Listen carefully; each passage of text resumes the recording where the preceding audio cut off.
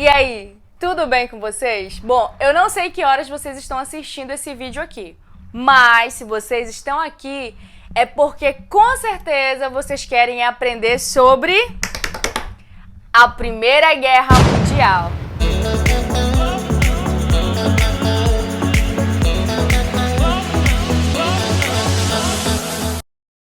Sim, é sobre a Primeira Guerra Mundial que nós vamos falar. Professora, no caso, já que o nome é Guerra Mundial, então envolveu todos os países do mundo, né? Então, não exatamente. Vou deixar uma coisa bem clara aqui para vocês. Quando a gente usa o termo Guerra Mundial, é apenas para dizer que envolveu países de todos os continentes, mas não todos os países do mundo. E para começar explicando para vocês entenderem melhor sobre essa guerra, a gente precisa ter em mente que tudo tem um início e ninguém entra numa treta por acaso, né? Então, vamos entender um pouquinho do cenário, do contexto que começou essa guerra. Foi o período da chamada Belle Époque, em que as potências europeias desfrutaram de avanços tecnológicos e científicos como a introdução da eletricidade, entre outras coisas mais como aviões transatlânticos, automóveis, metrô, rádio. Era tudo marcado por progresso e paz. Agora, que paz era essa? É a famosa paz armada, ou seja, o que é isso daí? Nada mais, nada menos, as potências europeias saíram numa verdadeira corrida para se armar cada vez mais, com armamentos em maior e melhor qualidade, para gerar um clima de não mexe comigo e a gente vive em paz. Nos seus livros de história você vai encontrar o termo corrida armamentista. Então você viu aí que é muito fácil da gente compreender qual era o cenário, qual foi o palco que estreou essa Primeira Guerra Mundial. E agora eu quero que você observe bem, preste bem atenção nesse mapa que eu vou colocar agora para vocês aqui, para explicar algumas pendências do passado que foram fundamentais para o início dessa guerra.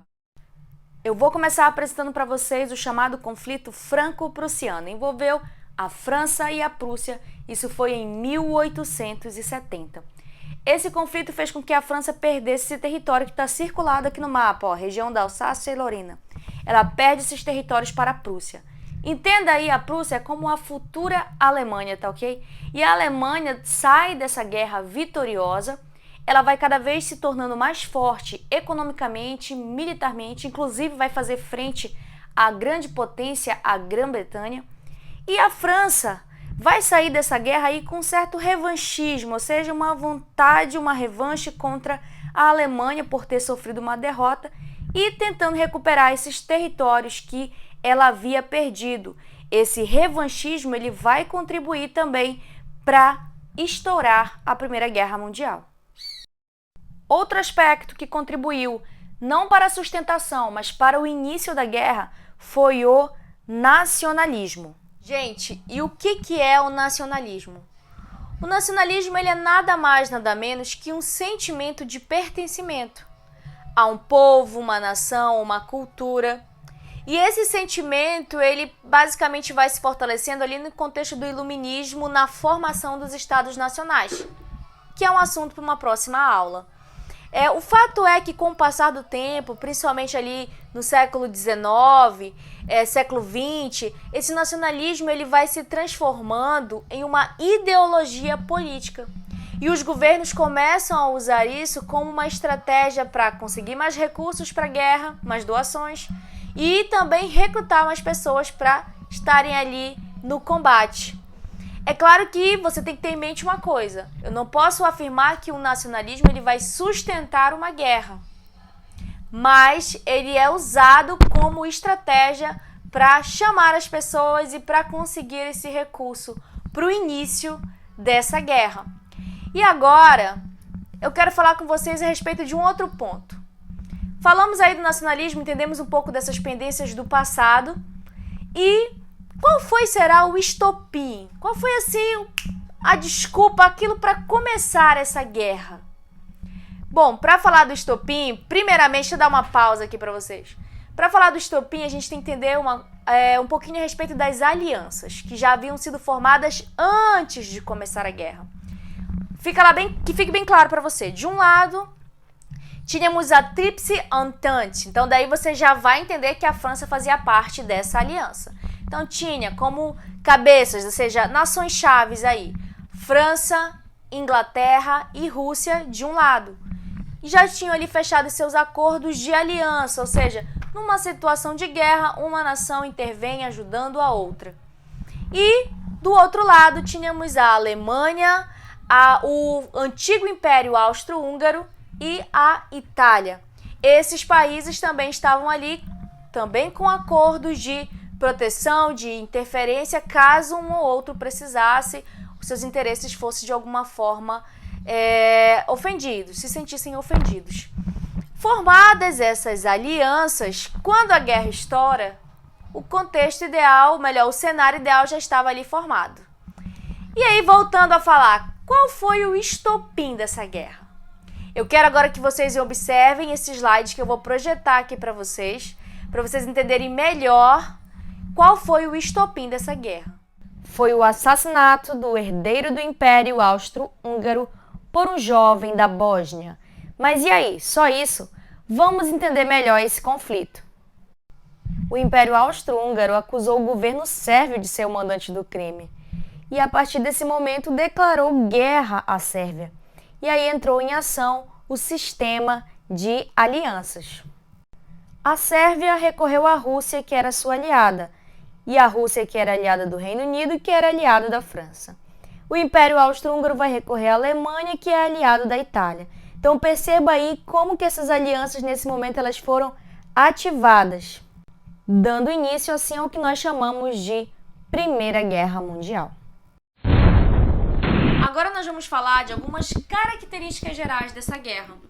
Essa guerra ficou conhecida como Guerra de Trincheiras. O que é esse negócio? O que são essas trincheiras? Eu vou colocar essa imagem aqui, ó, para vocês entenderem melhor o que são as trincheiras. Ou seja, literalmente é como se eles tivessem cavado, como se não, eles cavaram realmente buracos ali no chão, né, verdadeiras aberturas grandes, em que eles ficavam e dali procediam os combates. Eles cavaram mais ou menos uma média, os países, né, em conflito, 640 quilômetros. É muito chão. É como se você imaginasse você saindo daqui de Macapá e indo para o Oiapoque, ou melhor, passando o Oiapoque. Então é muito quilômetro, é muito chão pela frente. E ali é interessante que, como que se dava a vitória? Era por quilômetros, então se você tinha conseguido avançar tantos quilômetros de trincheiras dentro do território inimigo. Para vocês terem uma ideia, em 1915 a França tinha avançado uns 5 quilômetros só e já tinha perdido mais de 1 milhão de vidas. É muita gente. Então você entendeu aí que essa guerra de trincheiras, ela é o início e é uma das características principais. Depois tem também, daí vamos dizer assim, é só ladeira abaixo. A tecnologia, os avanços tecnológicos vão contribuir para essa guerra se agravar cada vez mais. Você vai ter, a gente vai observar lança-chamas, os tanques de guerra, gases venenosos, o avião, o submarino, eles vão estrear aí nessa guerra, não mais com um outro tipo de utilidade. Agora a utilidade deles vai ser militar, vai ser voltada para a guerra. Vale destacar que nesse contexto em que a guerra está cada vez mais se expandindo, as mulheres vão começar a desenvolver atividades que anteriormente eram desenvolvidas pelos homens, porque esses homens agora estão na guerra. E aí essas mulheres vão trabalhar em atividades industriais, vão ter mulheres, por exemplo, que vão estar trabalhando na produção de armas, outras que vão se alistar como enfermeiras. O fato é que as atividades desenvolvidas pelas mulheres, elas vão começar a ser alteradas, serão mudadas por esse contexto da guerra. E agora eu quero falar para vocês de 2 eventos que aconteceram em 1917 que contribuíram para que essa guerra tivesse uma mudança. O primeiro evento foi a saída da Rússia por questões internas, isso também é um assunto para uma próxima aula. E o outro evento foi a entrada dos Estados Unidos da guerra. Os Estados Unidos que foram atacados, tiveram ali os seus navios torpedeados pelos alemães. E, vale um ponto aqui para destacar também, o Brasil também foi atacado por submarinos alemães. Isso também vai contribuir para a participação do Brasil nessa guerra. E agora aqui falando para vocês. Em 1918, já no finalzinho dessa guerra, a Alemanha também vai vivenciar um conflito interno que vai resultar em uma revolução, uma mudança na estrutura governamental deles. E isso vai fazer com que a Alemanha acabe assinando um acordo que vai pôr fim a essa guerra. E sobre esse acordo, já para a gente finalizar aqui, que é o famoso, entre os vários acordos, o principal, que é o Tratado de Versalhes, vai ser um acordo que vai, em linhas gerais, humilhar a Alemanha, porque ela vai reduzir a sua tropa militar, ela vai ter que devolver vários territórios que havia conquistado, vai sair como a grande culpada da guerra. E isso vai contribuir para que a Alemanha se aprofunde numa verdadeira crise econômica. É claro que esses fatores, e entre outros mais, eles vão contribuir mais lá na frente para a Segunda Guerra Mundial, que isso já é um assunto para um outro momento. Então, gente, é isso. Eu espero que vocês tenham entendido e aprendido um pouquinho mais sobre a Primeira Guerra Mundial. Tchau, tchau!